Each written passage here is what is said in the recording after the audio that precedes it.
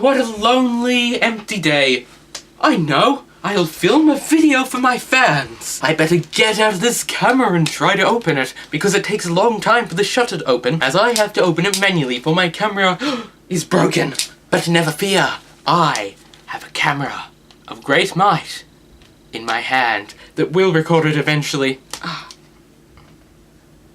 Hello. So for media, my friend and I had to have a camera that was good. This is the camera that's good, not this one, that one. It's temporary, which is going to be really annoying when I have to use this again. But it will be lovely, and it will be very fabulous, and I am going to enjoy it while it lasts. I'll probably have it for... God knows. And I thought it'd be a great idea, also I thought I didn't have any time later on, to film a video now about unexplained.co. .co means that it's from Colombia. Oh, there's a time in the corner of the screen, I know how long I talked for. Ooh, Cass in HD.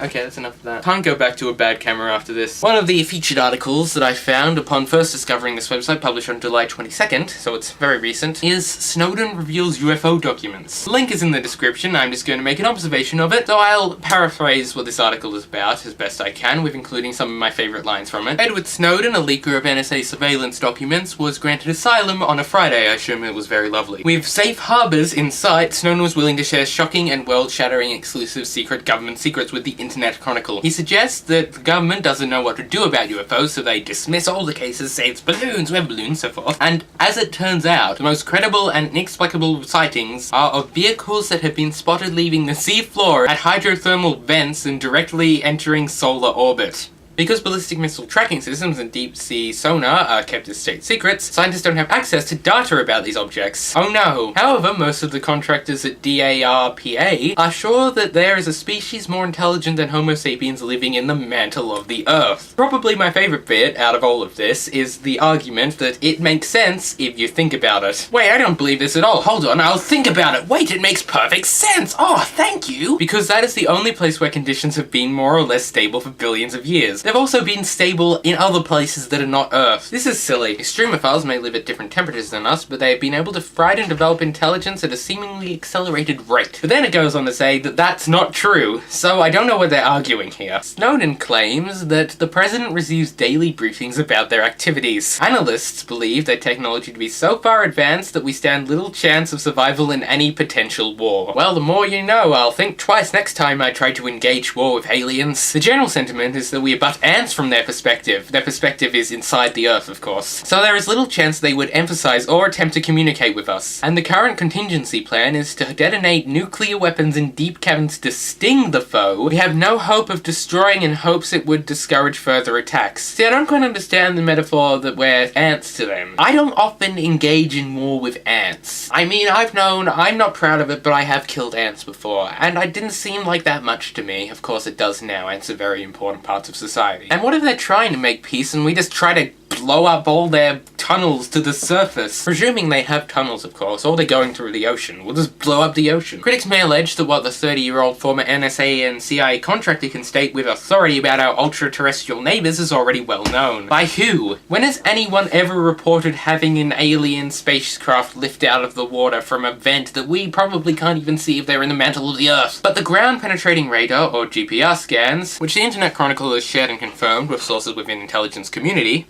loving me that community, will only serve to underscore popular bitterness over strategically timed earthquakes and tsunamis. Just as PRISM shined a new light on going-ons in NSA's Eklon computer systems, revealed in the 1990s the vast complexes of underground cities laser-etched from pure diamond, apparent in the GPR scans that will transform public debate about the balance between liberty and security. That is the end of the article, so there are a couple of possibilities about the authenticity of this piece. First one is that all of this is true and they were all doomed to fall to the hands of the diamond-etched city alien folk living beneath us, that Snowden is a little eccentric, or is a lying poopy head. But there's also the possibility that the Internet Chronicle's a parody site. I've looked at the Internet Chronicle, it seems like a parody site, but what really worries me that if it isn't a parody site, it's a very terrible website. And I could say the same for this website. It could be a parody website. At the same time, it could be trying to be an accurate website, using the Internet Chronicle as its source, without any knowledge that it's a parody website, and yeah, okay. That'll do for that part.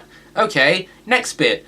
The punishment. You may or may not be aware that I did not upload a video on Tuesday. I also said in past that if I were to miss a video, I would be challenged by select 8 people. I know more than 90% of them, and I had to figure out a way to, you know, pick them. So here is my lovely spinner at unpracticalmath.com. It has 11 numbers on it. If I said there were 8 people before, it means I was wrong. And the numbers represent the people in the order they were introduced in the video in which I introduced them. And the person it lands on will be the person who punishes me. Spin it. 8. The person who is going to punish me is Ruby May Mather. I've now asked Ruby, my unofficial sister and fiancé, to punish me for my evil sins. And now I have no reason to continue this video. In fact, I'm just gonna end it right